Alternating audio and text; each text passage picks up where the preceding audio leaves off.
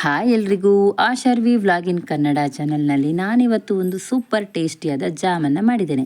ಇದಕ್ಕೆ ಏನೆಲ್ಲ ಹಾಕಿದ್ದೇನೆ ಅಂತ ನನ್ನ ಮಗಳು ಹೇಳ್ತಾಳಂತೆ. ಹೇಳು ನೋಡ. ಸ್ವಲ್ಪ ಆ್ಯಪಲ್ ಹಾಕಿ, ಮತ್ತು ಕಿತ್ತಾಳೆ ಹಣ್ಣು ಹಾಕಿ, ಮತ್ತು ದ್ರಾಕ್ಷಿ ಹಾಕಿ, ಮತ್ತು ದಾಳಿಂಬೆ ಹಣ್ಣು ಹಾಕಿ, ಮತ್ತು ಬೀಟ್ರೂಟ್ ಹಾಕಿ. ಎಲ್ಲ ಹಣ್ಣುಗಳನ್ನು ಸ್ವಲ್ಪ ಸ್ವಲ್ಪ ಹಾಕಿದ್ದು. ನಾನಿಲ್ಲಿ ಸ್ವಲ್ಪ ಮಾಡ್ತಾ ಇರೋದು, ಹಾಗಾಗಿ ಈಗ ನಾನು ಇದಕ್ಕೊಂದು 8 ಸ್ಪೂನಷ್ಟು ಸಕ್ಕರೆಯನ್ನು ಹಾಕ್ತಾ ಇದ್ದೇನೆ. ನಿಮಗೆ 8 ಸ್ಪೂನ್ ಗೊತ್ತಾಗಲಿಲ್ಲ ಅಂದರೆ ಒಂದು ಅರ್ಧ ಕಪ್ಪಷ್ಟು ಸಕ್ಕರೆಯನ್ನು ಹಾಕ್ಕೊಳ್ಬೇಕು.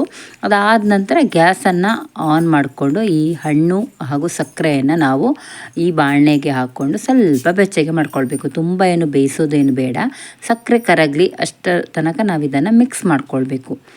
ಈ ಕ್ವಾಂಟಿಟಿಯಲ್ಲಿ ನಿಮಗೆ ಸ್ವಲ್ಪ ಜಾಮ್ ಆಗ್ತದೆ. ಇದು ಜಾಸ್ತಿ ಜಾಮ್ ಬೇಕು ಅಂತ ಅನಿಸಿದರೆ ನೀವು ಇದೇ ಕ್ವಾಂಟಿಟಿಯನ್ನು ಜಾಸ್ತಿ ಮಾಡಿಕೊಂಡ್ರೆ ಆಯಿತು. ಈ ದಾಳಿಂಬೆ ಹಣ್ಣು ಮತ್ತು ಬೀಟ್ರೂಟ್ ಹಾಕೋದು ಒಂದು ಕಲರಿಗೋಸ್ಕರ. ನಿಮಗದು ಜಾಮ್ ಮಾಡಿದಾಗ ಏನು ಟೇಸ್ಟಲ್ಲಿ ವ್ಯತ್ಯಾಸ ಗೊತ್ತಾಗೋದಿಲ್ಲ. ತುಂಬ ಅಂದರೆ ತುಂಬ ಟೇಸ್ಟ್ ಚೆನ್ನಾಗಿರ್ತದೆ.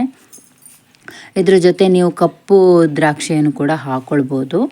ನಾನಿಲ್ಲಿ ಈ ಕ್ವಾಂಟಿಟಿಯಲ್ಲಿ ಒಂದು ಆ್ಯಪಲ್ಲು, ಹಾಗೆ ಒಂದು ಅರ್ಧ ಕಪ್ಪಷ್ಟು ದ್ರಾಕ್ಷಿ, ಹಾಗೆ ಒಂದು ಅರ್ಧದಷ್ಟು ಕಿತ್ತಾಳೆ ಹಣ್ಣೆಲ್ಲ ಹಾಕ್ಕೊಂಡಿದ್ದೇನೆ. ಈಗ ನೋಡಿ ಸಕ್ಕರೆ ಕರಗಿ ಈ ರೀತಿಯಾಗಿದೆ. ಸ್ವಲ್ಪ ಬಿಸಿಯಾಗಿ ನೋಡಿ ತಣ್ಣಾಗಿ ನೀರು ಆಗಿದೆ ಇದೀಗ ಸಕ್ಕರೆ. ಇದನ್ನು ಸ್ವಲ್ಪ ತಣ್ಣಗಾದ ನಂತರ ನಾವು ಮಿಕ್ಸಿ ಜಾರಿಗೆ ಹಾಕ್ಕೊಳ್ಬೇಕು. ಈಗ ಇದು ತಣ್ಣಗಾಗಿದೆ, ನಾನು ಮಿಕ್ಸಿ ಜಾರಿಗೆ ಸೇರಿಸ್ಕೊಳ್ತಾ ಇದ್ದೇನೆ. ಮಿಕ್ಸಿ ಜಾರಿಗೆ ಹಾಕ್ಕೊಂಡ ನಂತರ ಇದನ್ನು ಚೆನ್ನಾಗಿ ನೈಸಾಗಿ ನಾವು ರುಬ್ಕೊಳ್ಬೇಕು. ಯಾರಾದರೂ ಫಸ್ಟ್ ಟೈಮ್ ನನ್ನ ವಿಡಿಯೋವನ್ನು ನೋಡ್ತಾ ಇದ್ದರೆ ಪ್ಲೀಸ್ ಲೈಕ್ ಮಾಡಿ, ಹಾಗೆ ಸಬ್ಸ್ಕ್ರೈಬರ್ ಆಗದೆ ನೋಡ್ತಾ ಇದ್ದರೆ ಸಬ್ಸ್ಕ್ರೈಬರ್ ಕೂಡ ಮಾಡ್ಕೊಳ್ಳಿ. ಈಗ ನೋಡಿ ನಾನೆಲ್ಲವನ್ನು ಮಿಕ್ಸಿ ಜಾರಿಗೆ ಹಾಕಿ ಆಯಿತು. ಇನ್ನು ಇದರ ಲಿಡ್ ಕ್ಲೋಸ್ ಮಾಡಿ ನಾವಿದನ್ನು ನೈಸಾಗಿ ರುಬ್ಬಿ ತರುವ. ಈಗ ಇದು ಚೆನ್ನಾಗಿ ನೈಸಾಗಿ ರುಬ್ಬಿ ಆಯಿತು. ನೋಡಿ ಕಲ್ಲರ್ ನೀವು ನೋಡ್ಬೋದು. ನಾನು ಸ್ವಲ್ಪ ಬೀಟ್ರೋಟ್ ಹಾಕಿದ್ದು, ಅಂದರೆ ಒಂದು ಕಾಲು ಭಾಗದಷ್ಟು, ಒಂದು ಕಿತ್ತಾಳೆ ಹಣ್ಣಿನಷ್ಟು ದೊಡ್ಡ ಬೀಟ್ರೋಟಲ್ಲಿ ಒಂದು ಕಾಲು ಭಾಗದಷ್ಟು ಬೀಟ್ರೋಟನ್ನು ಸೇರಿಸ್ಕೊಂಡಿದ್ದೇನೆ ಅಷ್ಟೇ. ಯಾವ ರೀತಿ ಕಲ್ಲರ್ ಬಂದಿದೆ ನೋಡಿ. ಇದನ್ನು ಇನ್ನು ನಾವು ಇದೇ ಬಾಣಲೆಗೆ ಹಾಕ್ಕೊಂಡು ಚೆನ್ನಾಗಿ ಬಿಸಿ ಮಾಡಿಕೊಳ್ಬೇಕು. ಅಂದರೆ ಒಂದು ಪಾಕ ಹದಕ್ಕೆ ಬರಬೇಕು.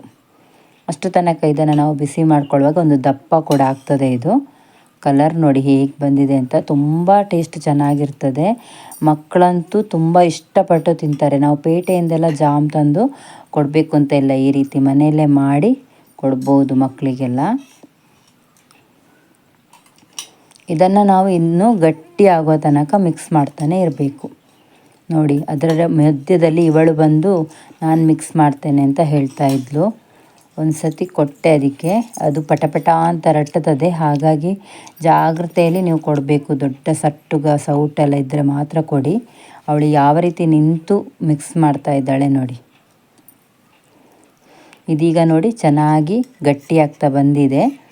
ಇದನ್ನು ಇನ್ನು ತಣ್ಣಗಾದ ನಂತರ ನಾವು ಸ್ಟೋರ್ ಮಾಡ್ಕೊಳ್ಬೇಕು. ತುಂಬ ದಿನ ಇದು ಬರ್ತದೆ ನಮಗೆ. ಜಾಸ್ತಿ ಮಾಡಿದಾಗ ತುಂಬ ಕೆಡ್ಬೋದು ಅಂತೆಲ್ಲ ಏನಿಲ್ಲ. ನೋಡಿ ಲಾಸ್ಟಿಗೆ ಸ್ವಲ್ಪ ಒಂದು 1/4 ಚಮಚದಷ್ಟು ಲಿಂಬೆಹಣ್ಣಿನ ರಸವನ್ನು ಇಲ್ಲಿ ಸೇರಿಸ್ತಾ ಇದ್ದೇನೆ.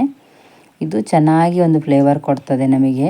ಸಿಹಿ ಸ್ವಲ್ಪ ಹುಳಿ ಹುಳಿಯಾಗಿ ಜಾಮಿನ ಯಾವ ರೀತಿ ಟೇಸ್ಟ್ ಇರ್ತದೆ ಅದೇ ರೀತಿ ಟೇಸ್ಟ್ ಕೊಡ್ತದೆ. ಇವಾಗ ನೋಡಿ ಯಾವ ರೀತಿ ಬಂದಿದೆ ಅಂತ ನಿಮಗೇ ನೋಡುವಾಗ ಗೊತ್ತಾಗ್ತದಲ್ಲ. ಇದು ಸೇಮ್ ಜಾಮ್ ರೀತಿಯೇ ಆಗಿದೆ. ಇದನ್ನು ಇನ್ನು ನಾವು ತೆಗೆದಿಟ್ಕೊಂಡ್ರೆ ಆಯಿತು. ನೀವು ಫ್ರಿಜ್ಜಲ್ಲಿ ಇಡೋದಾದರೆ ತುಂಬ ದಿನ ಬರ್ತದೆ. ಹೊರಗಡೆ ಇಡೋದಾದರೆ ನಿಮಗೊಂದು 2 ವಾರಕ್ಕೆಲ್ಲ ಏನು ತೊಂದರೆ ಇಲ್ಲ ಇದು. ಇವಾಗ ಇದನ್ನು ನಾನು ನಿಮಗೆ ತೋರಿಸ್ತೇನೆ ಹಾಕಿ ಕೂಡ ಬ್ರೆಡ್ಡಿಗೆ. ನೋಡಿ ಎಷ್ಟು ಚೆನ್ನಾಗಿ ಬಂದಿದೆ ಅಂತ. ಕಲರ್ ಎಷ್ಟು ಚೆನ್ನಾಗಿದೆ ನೋಡಿ. ಇದೇ ರೀತಿ ನೀವು ಸಹ ಫ್ರೂಟ್ಸ್ ಇದ್ದಾಗ ಟ್ರೈ ಮಾಡಿ. ಪೇಟೆಯಿಂದ ಜಾಮೆಲ್ಲ ತಂದು ತಿನ್ನೋ ಬದಲು ಈ ರೀತಿ ಮನೆಯಲ್ಲೇ ನಾವು ಮಾಡಿ ಮಕ್ಕಳಿಗೆ ಸರ್ವ್ ಮಾಡ್ಬೋದಲ್ಲ. ನೋಡಿ ನಾನು ಆವಾಗಲೇ ಹಾಕೋಣ ಅಂತ ಅಂದ್ಕೊಂಡೆ. ಸ್ವಲ್ಪ ಹೊತ್ತಾದ ನಂತರ ಇವಳು ಬಿಡಲೇ ಇಲ್ಲ. ಕೂಡಲೇ ನನಗೆ ಕೊಡು ಅಂತ ಕೇಳಿದ್ಲು. ಹಾಗೆ ನಾನು ಒಂದು ಬನ್ ಪೀಸ್ ಇತ್ತು, ಅದಕ್ಕೇ ಈ ಜಾಮನ್ನು ಹಾಕಿ ಕೊಡ್ತಾ ಇದ್ದೇನೆ ಅವಳಿಗೆ. ಹಾಗೆ ನನ್ನ ವಿಡಿಯೋ ನಿಮಗೆ ಇಷ್ಟ ಆಗಿದ್ದರೆ ಪ್ಲೀಸ್ ಲೈಕ್ ಮಾಡಿ, ಶೇರ್ ಮಾಡಿ, ಕಮೆಂಟ್ ಕೂಡ ಮಾಡಿ.